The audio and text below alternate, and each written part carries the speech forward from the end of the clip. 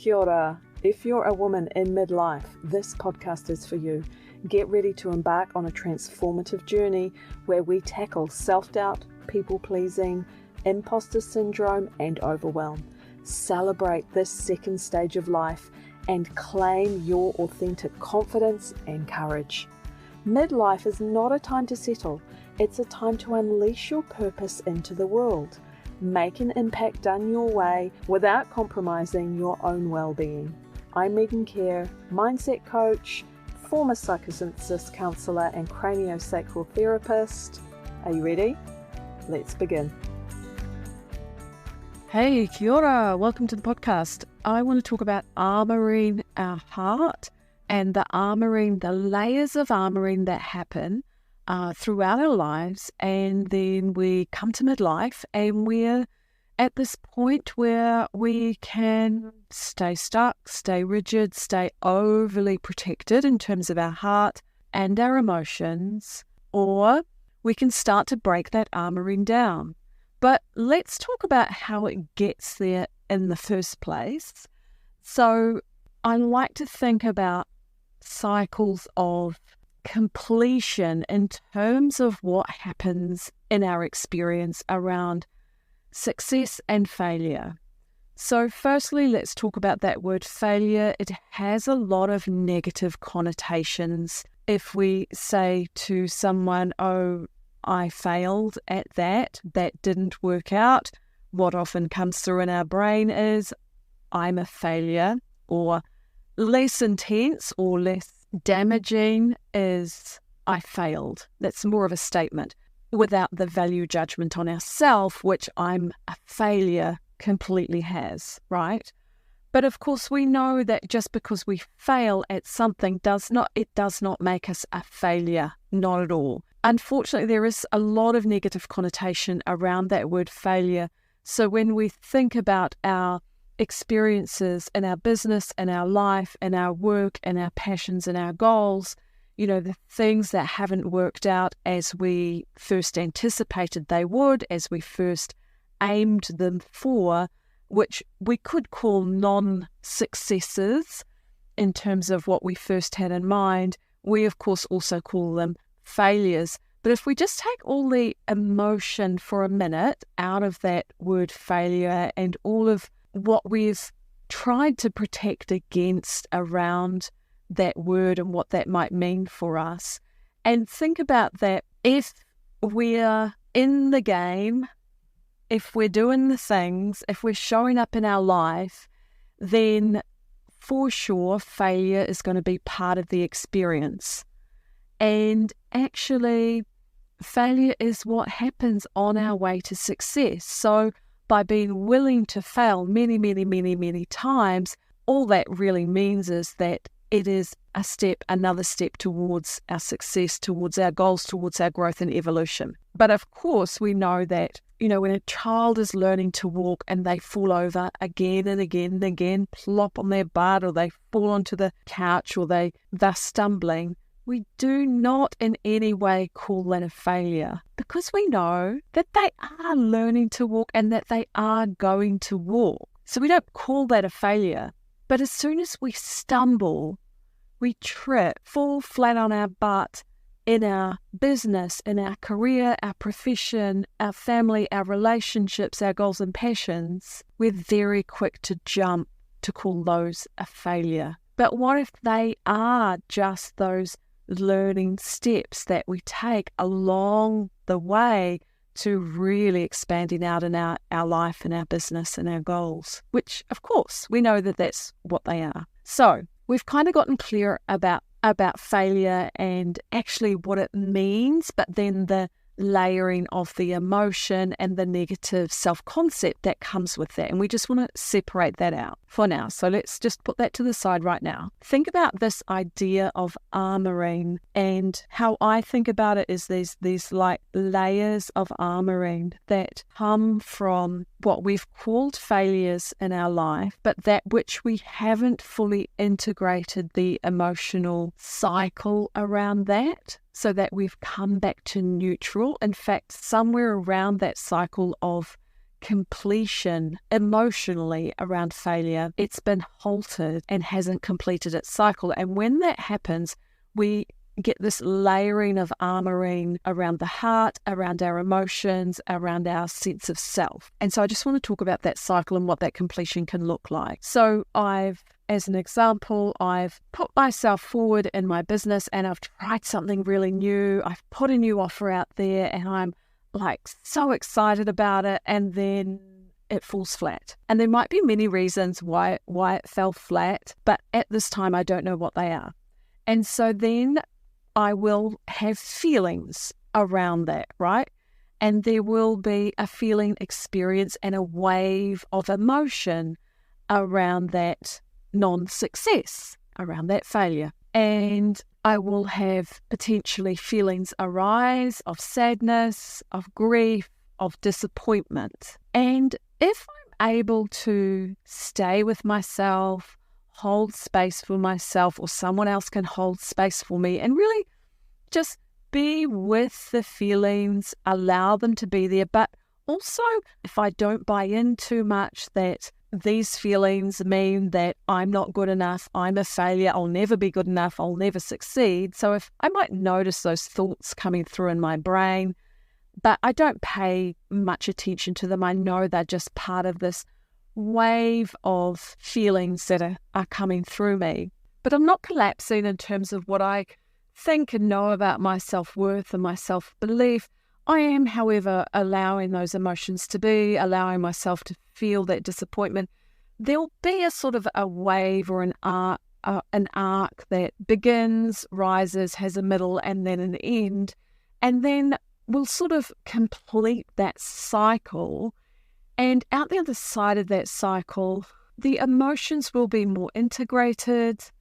I would have come back to more of a neutral in terms of my brain function, and I'll be able to see more clearly, the experience for what it was, without being dysregulated by the emotions and sort of having the emotion hijack that survival mechanism in terms of my brain, and then me thinking, oh, it's a complete disaster, I'll never be any good at this, I am not good enough, all those things that run through our brain. But if I've completed that wave of emotion, I've completed that cycle after the failure, the non-success, then I'll come back to being able to see it from my rational, logical thinking mind. And then I will be able to see the experience, see the learnings through it, see what I want to, bring forward into my next goal, my next adventure in my business.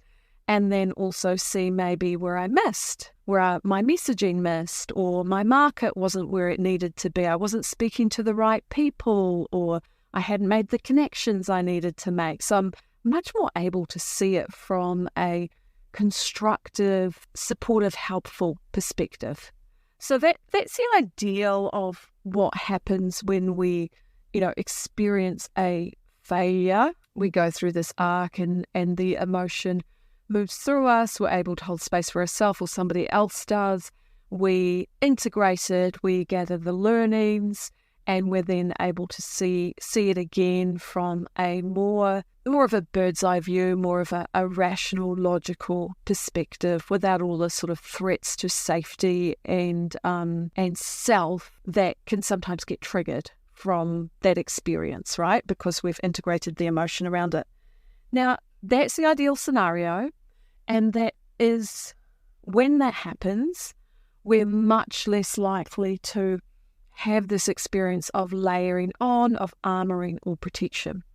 So what can happen to interrupt that process is that maybe I've had parents that really couldn't feel their own feelings in a safe way. So I really haven't learned how to feel my feelings in a safe way without either losing myself or projecting onto other people, blaming other people, falling into a hole of despair and I'll never be a success kind of thinking. Or another interruption that can happen is that for whatever reason, we aren't able to feel our feelings around that experience and aren't able to safely feel the vulnerability that arises actually from that experience and those feelings that arise. And so we either shut down the feelings and distract ourselves and dissociate being busy or shopping or television watching or whatever your favorite thing to do is for distraction. Sometimes as an interruption, we will not be able to take responsibility within ourselves for our part in the event, and we will blame it on everyone else, blame it on the circumstances, blame it on the planetary alignment, whatever we want to blame it on, but we're, in that moment unable or unwilling or a combination of both to feel the feelings and the vulnerability that goes along with processing and completing that cycle. And so, or it might just be that we just sort of haven't been taught or templated how to do that, how to have a potentially negative experience or a difficult experience,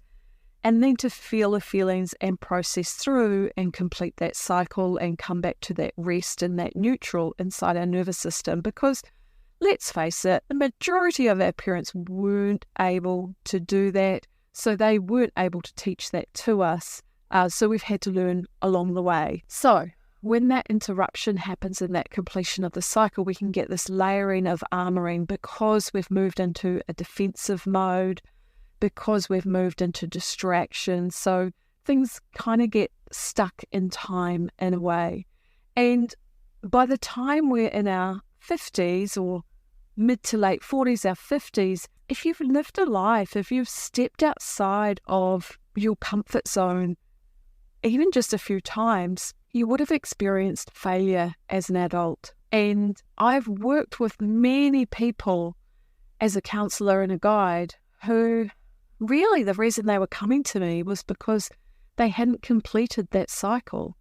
After something, negative, challenging, what they termed as a failure happened, they hadn't really fully completed that cycle. So they were there's a little part of them that was sort of stuck in time. And that's what I'm really referring to when I talk about this armoring. But if you can imagine that, if you've had many experiences that you haven't completed the emotional resolution or cycle with, then you've got many layers of armoring. Now, when I talk about the emotional completion cycle that happens after a failure, I'm not saying that we come out the other side and we are Pollyanna and we just see everything amazing and good about that experience. No. So sometimes we still might have regret. We still might think that if we could do it again, we would change some of our actions during that time. That is really normal, healthy part of being human. We don't need to be at 100% resolution to actually have a healthy relationship with that experience and to have it integrated and resolved in a way that we are not lugging it around with us energetically. So that's just the caveat on that. So if we have many of these interrupted experiences where we haven't completed the cycle, we haven't really resolved emotionally around these experiences, and we get this layering happening through the heart area, it's sort of a defense or a hardening, then that is often one of the aspects that is part of when you wake up in your 50s, you wake up in midlife, and you realize you feel stuck. You realize you do not feel free in your emotions anymore. You do not feel that expansiveness through the heart and that able to see life for the adventure that it is anymore. And you might at some point during your 40s, 50s or 60s realize that once you had that feeling and now you don't. And it's not that it has matured into something wiser at all. It's actually that you feel armored and stuck around your heart area. And when that happens, and it's really normal that it happens, we just feel a bit stagnant and a bit stuck in our lives and our relationships and our responses. And maybe that it's like, just so the size says it all really, right? Just feeling really stuck in my life. And often what happens in midlife for many of us is we have some kind of a midlife crisis. So we either have a relationship end, a separation, a new relationship come along, a health scare, someone close to us dies, a change of work or career or business, a change of address. And they vary in degrees of intensity. And that midlife crisis that happens, that midlife change that happens, can be enough to start shaking things up in terms of that armouring. And when that happens, we might be having big feelings. We might have to be with our feelings and process some feelings that are arising seemingly outside of our control. But actually what it's doing is breaking down that armouring that has layered up around your heart.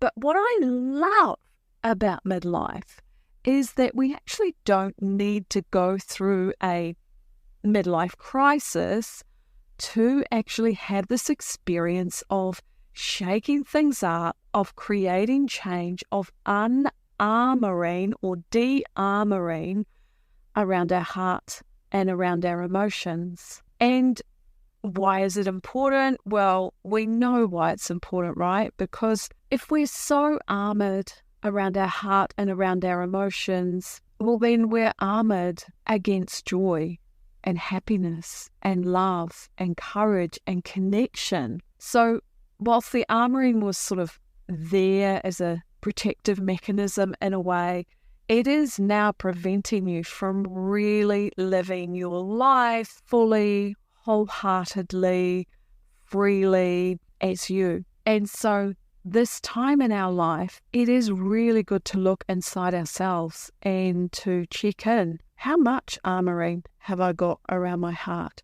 How much resentment am I holding?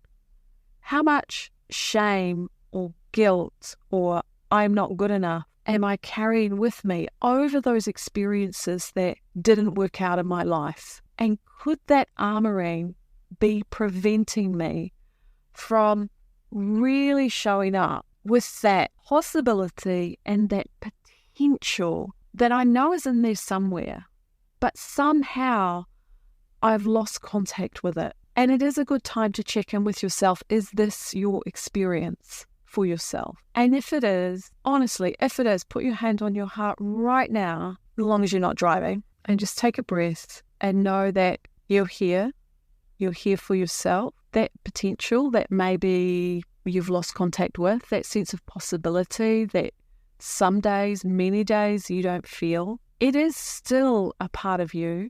It is still a natural part of you. It's just hidden underneath these layers of armouring. And primarily this is why I work with women, and I think it's such a really useful lens to see our experience through. And this is what I see resolving as we do our work together. And then it's like this woman, 2 months ago, we've started working. Now, in this present moment, she is fully, wholeheartedly herself in this moment. And it's not like she is a different person to who she was. And this is what many clients have said to me. It's more like they are more of themselves, more of the time. That they are not held back by this emotional armouring that had been built up over the years. They are now way more free to be themselves, to show up in their fullest potentiality. And of course, if we're going to show up, if we're going to play in this game of life fully as ourselves, it's not always going to feel comfortable.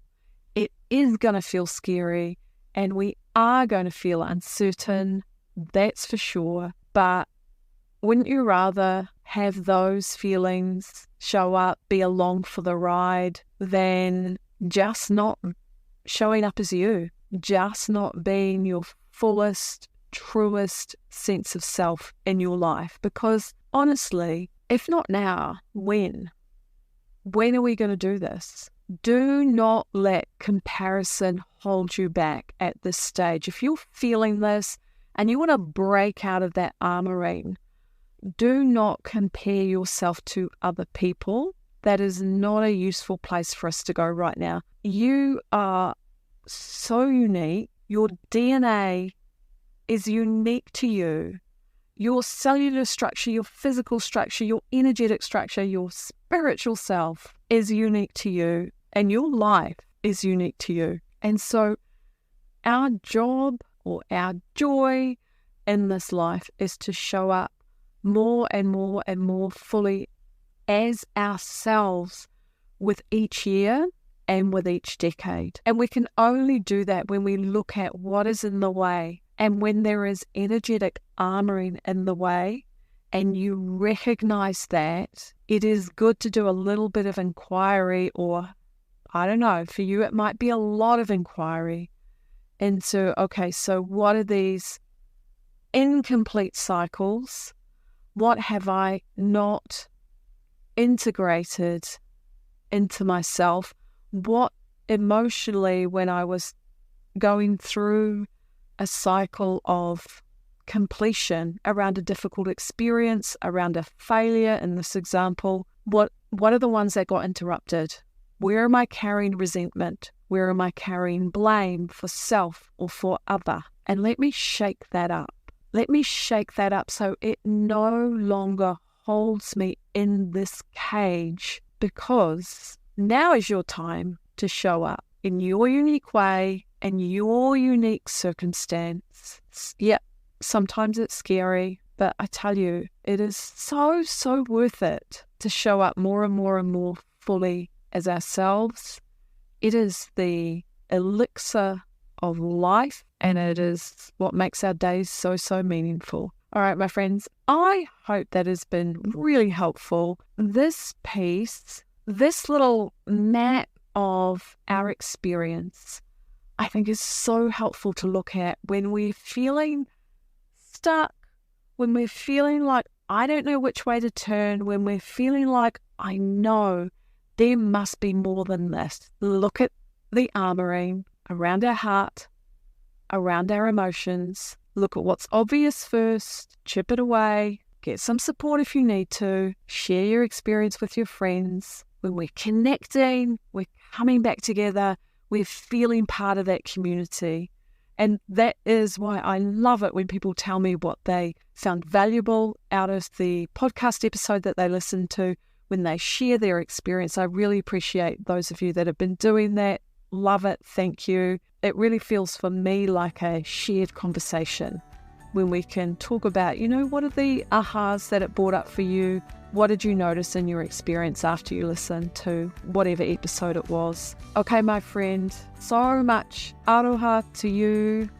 Go well this week. Share this episode with a friend. Connect with me on Instagram. I'm on there fairly occasionally, for sure. And I'll speak to you next week. Bye for now.